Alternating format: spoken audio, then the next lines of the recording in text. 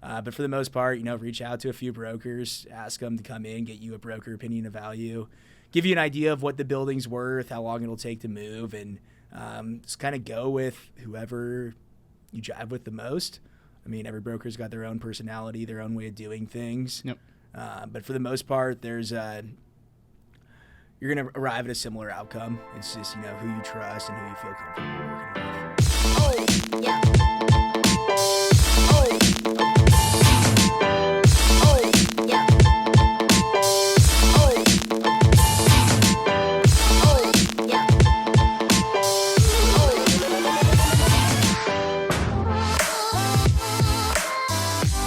Hey guys, welcome to another episode of Break It Down with Braydon. Super excited. I got Max Schumacher on here today. Max, thanks for joining me. Of course. Thanks for having me. Max is out there absolutely just crushing it in the commercial real estate world. He's at Ryan and Grossamy. Ryan and Grossamy, yeah. And how long you been with them? 4 years. A little over 4 years now, yeah. Got a great mentor over there with Mr. Sheehan. Patrick Sheehan. Shout out Patrick. Patty. And tell everybody a little bit about how you got into the industry, how long you've been in. Obviously you said 4 years. And 4 years, yep. How come you chose commercial real estate? Yeah, so I always was kind of in sales in college. One thing led to another. In like May of my senior year, I reached out to a few local firms, some national firms too, and went in, interviewed at Ryan and Grossamy, as well as a few other local shops, like I said. But I just really hit it off with Pat and a lot of the other guys in the office. So he kind of took me under his wing. He had been doing it at that time for about 21, 22 years, but he's still younger, right? He's like 41, 42 at the time. And his mentor had recently retired 5 or 6 years ago. So he was kind of in the market for a younger guy. We just really hit it off. So he took me under his wing. And, at first it was kind of just the first couple of months I was learning from him, just going out in the field with him, and then kind of branched out and started developing my own business. But we still work on everything together. So I'm kind of out there, digging up deals, and then have a senior guy because, no transaction is simple, right? So to have somebody who's been doing it a long time and kind of step in and get it across the finish line is probably one of the most beneficial things you can have. Yeah. Yeah. Talk about your growth from day one to today and kind of how you've progressed in the position and everything. Yeah, so I mean, it's pretty overwhelming when you get in the business. There's just so many new terminologies, so many complexities, and you're very optimistic when you first start, right? Yep. And commercial real estate, to take a step backwards, is broken down into industrial, retail, office, multifamily. There's a few other subcategories per se, but we focus primarily on industrial, and then even more niche down is like single tenant industrial stuff with a large yard, contractors yard, distribution buildings, manufacturing buildings. So we're pretty specialized. But I mean, I was kind of running around with tenants, and back when I got started in 2018, it was kind of just knocking on doors, and you'd find a tenant who has a lease coming up maybe in 6 months, 9 months, try to represent them. But they're talking to 4 or 5 other brokers, and, it's almost a waste of time. So I started really focusing on the landlord side, trying to get listings, which when you're first getting started is not easy because it's even if the guy signs a listing agreement tomorrow, you're looking at, 6 months to a paycheck. Yep. So I just really buckled down on that, though, and you got just lucky. getting started too. Yeah, it's like, who is this guy trying to sell my building? But it's kind of building relationships. So it's a very long sales cycle. It's not like anything else really out there. So guys that I was calling on in May of 2018 when I first got in, now they're finally reaching out to me saying, "All right, let's sit down. Tell me what my building's worth. Maybe we'll look at doing something." So it's really interesting to see, the guys you were calling on so long ago finally starting to kind of give you some attention, time of day. Why that niche? Honestly, it's just what Patrick was doing. Okay. And back in 2018, industrial wasn't the sexiest thing in town. Now it is. I mean, it's completely changed. The sexiest thing in town, right? All these office brokers who used to be, no offense to my office brokers, but they were making a killing in 2019, just leasing Class A office space, just printing money, and they kind of look down on the industrial guys. And now it's funny because, they're calling us like, "Hey, I've got a tenant," trying to pretend to be an industrial expert, which is fine. But I think it was just right time, right place. And now it's kind of a catch-22. The market's so hot. It's almost like residential real estate where it feels good if you're first getting in the business because you've got, 30, 40 buyers who all want to buy like a $5 million building. So you think you're the man, you think you're the king. And then you just realize how much demand it is. So like now that I'm on the listing side, it's you bring a functional building out to the market and you're getting 30, 40 phone calls. It's just bombardment. So it's Talk about the industrial boom that we're going through right now for people that aren't in commercial real estate.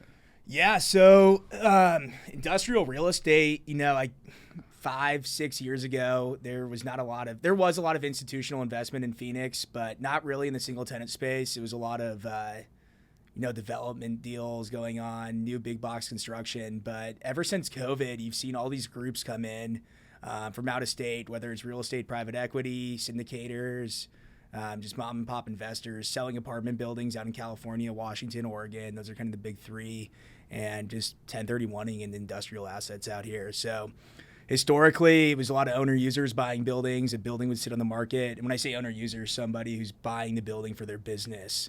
There were still investors who would buy a vacant industrial building, but it wasn't very common.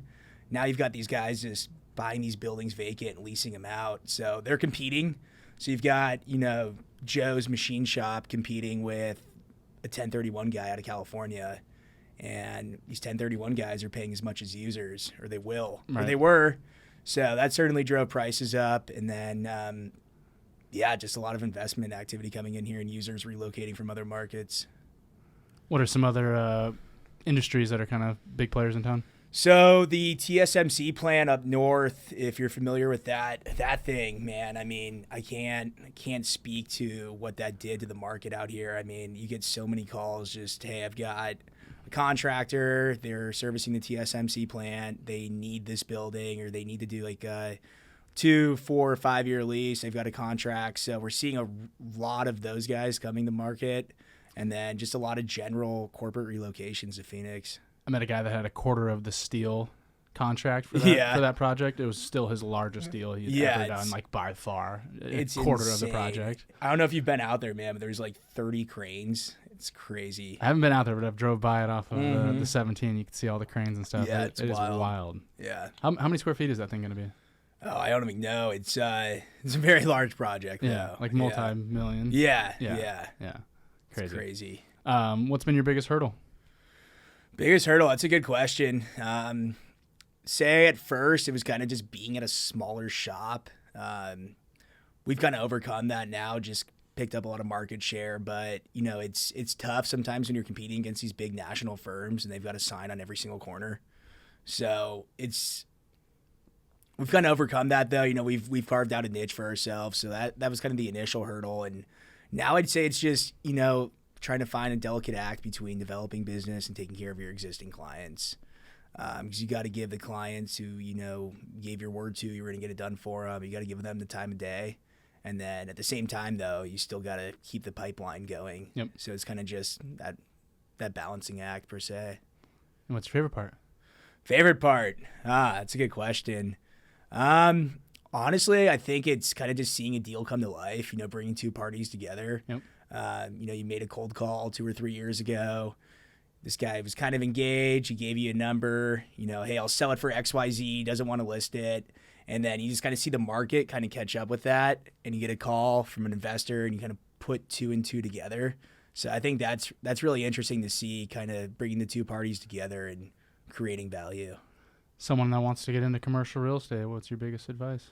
Biggest advice, pick up the phone. I mean, do not rely on LinkedIn job ads. I mean, if you've got a family friend though, like one of the big shops, it's a pretty easy in. But even then, just pick up the phone, try to network as many people as possible. Put yourself out there. Don't be afraid to take a risk and realize you're probably not going to make any money for 2 or 3 years. Money's in the niches? Money's in the niches. And I mean, look, you can get lucky and come out of the gates, hit a home run. But for the most part, if you're expecting to get in the business and make, $100,000 your first 6 months, it's not going to happen unless you, like I said, hit a home run. And it does happen from time to time. But just keep your head down, be humble, be nice to people, and just call as many people as possible. What's your favorite deal you've done? Favorite deal I've done. So cold called this guy probably 6 months into the business. They had like a 5,000 square foot building over by Goody Shop on like Central and Pioneer. Okay. This old metal building, and turns out they're this huge national plumbing supply group, similar to like Ferguson, few other of those large plumbing distributors, and they're like, yeah, we're in the market for a 40,000 square foot building up in Deer Valley. And I'm like, okay.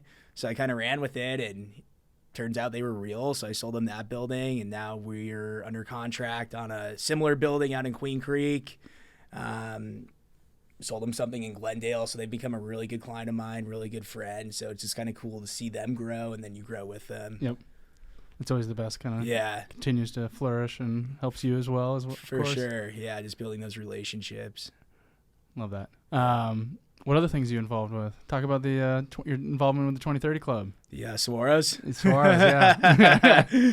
Yeah, so that's how we met each other. Yep. What was that, 3 or 4 years ago? Great group, 50 guys here in town. All of us are under the age of 40 and raise money for charity organizations, specifically youth organizations. Met a lot of really great people, a lot of great foundations. So that's something I hold pretty close to my heart. That was my introduction to Patrick Sheehan, actually. Yeah. That's how I got into the club. So it's kind of funny. I'll go full circle. Yeah, it goes full circle. Yep. But no, I've met some really amazing people through that organization, and we've done a lot of really good work for our charity partners. Yeah. Someone wants to sell their building. What's like the process of that? What's the process? Well, that's a good question. Usually it starts with interviewing a few brokers. I mean, it depends how you want to do it, right? Because there's some people who don't want to list their building, and everybody's got a reason, whether it's they don't want to alert the employees, they've got too many friends who are brokers, they don't want to piss one of them off. Yep. So there's those guys who are, they get, a good friend of ours, I won't say his name, but they own a really good building over on like 43rd Avenue and I-10, and his dad got so many phone calls on this building from guys like me. It was like 2 or 3 a day. He had to change his phone number. So if you own a building like that, you're already getting bombarded. Guys are telling you what it's worth. But for the most part, reach out to a few brokers, ask them to come in, get you a broker opinion of value, give you an idea of what the building's worth, how long it'll take to move, and just kind of go with whoever you jive with the most. I mean, every broker's got their own personality, their own way of doing things. Yep. But for the most part, there's you're going to arrive at a similar outcome. It's just, who you trust and who you feel comfortable working with. Obviously, you've got a lot of experience now. You could probably go to any brokerage you want. How come you're still out where your shop? It's a good question. I like it. We're small. We're nimble. We got a lot of flexibility, very entrepreneurial. So it's, some of these other shops, nothing against them. It's just, it's kind of, this is how you do it. You got to do it this way.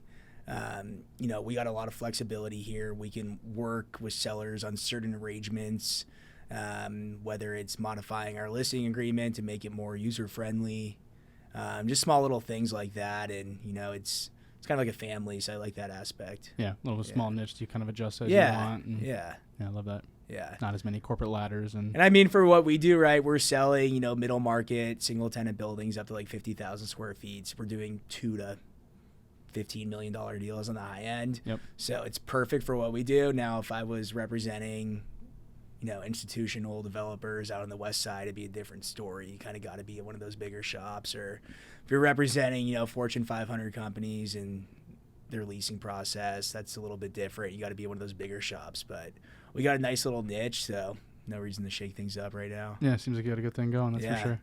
What was I going to ask?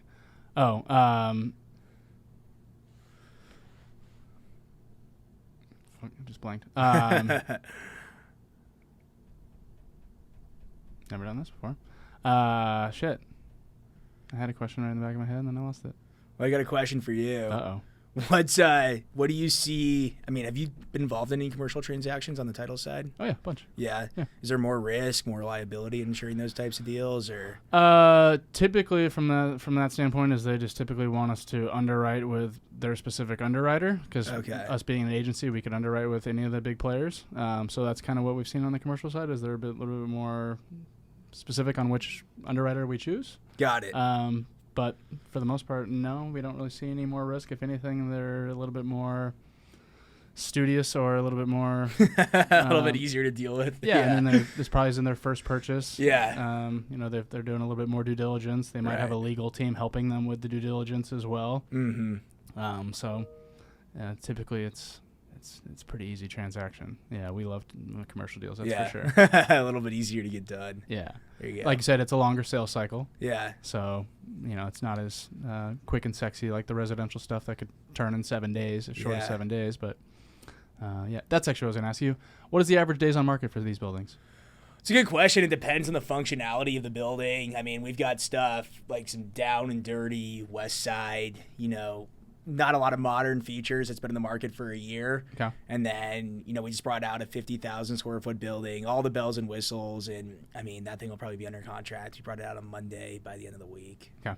So it's kind of, wide spectrum. But for the most part, if you've got a functional asset in the $1 to $10 million range, even up to $20 million, and you're priced right, I mean, it's going to move quickly. Now, the market is shifting a lot with interest rates. So you're seeing a lot of deals that don't have any hard money yet getting retraded, meaning, the buyer's coming to you saying, hey, I need a 10% price reduction. They're pointing to interest rates.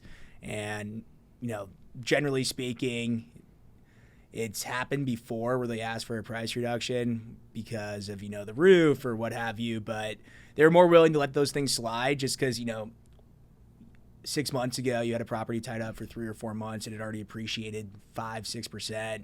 So it's like, all right, I'm not going to walk from this deal because, it needs a new roof, but buyers have a lot more leverage now. So it's going to be really interesting to see how things shake out in the next 6 months. I think Phoenix has really good fundamentals though. I mean, I was in high school or middle school during the last downturn, but from what I'm told, it's a lot different market. We have a lot more infrastructure here, the TSMC plant, a lot more corporate relocation. So hopefully that's true. But I mean, what are you guys seeing? Transaction volume down? Transaction volume's definitely down. Inventory is picking up a little bit. I think like you nailed it on the head. Interest rates are playing a big factor with it. Last week was actually the first week that I sent, because I sent out a weekly market report. It was the first week that I saw the actual average median sales price go down a little bit. Wow. Which was a little concerning. I hadn't seen that yet. Yeah. So obviously there's been a lot of price reductions in home values, kind of like what you've probably seen as well. But I think it's just people pricing it to the right price. But I can't really say that anymore because last week there was a little reduction. So I'm curious to kind of see what the end of this week's numbers look like and if we'll kind of start seeing a little bit more of a decline in price. I hope that's not the case. Well, what's crazy about industrial is I know Cushman & Wakefield put out a report and, everybody's number is a little bit different, but industrial rent rates are up 40% year on year. So a lot of these investors are like, well, hey, it's spooky out there, but if we keep getting these annual rental increases, we're in the business of buying functional industrial real estate. So we're going to keep keep our head down, keep moving forward. It's just they're being a little bit more cautious. Isn't there a ton of like new industrial product about to hit the market too? There is, but it's kind of, you get that question all the time, right? You'll have these tenants call you and they're like, hey, I feel like there's buildings available everywhere. And there is. A lot of that stuff is pre-leased. A lot of that's catering to larger users. You're seeing along the 303 out in Phoenix Mesa Gateway Airport.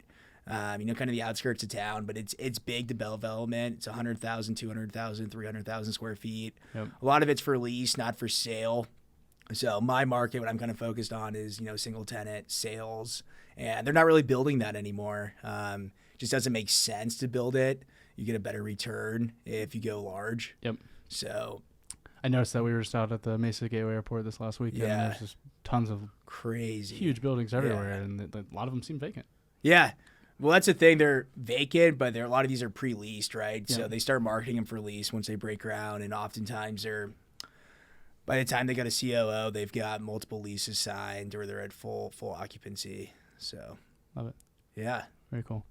Max, thanks so much for coming on here and thanks for having me. I chatting appreciate a little commercial real estate with me. It was good catching up with you. Absolutely. Yeah. For anybody that wants to reach out to Max, how can they get a hold of you?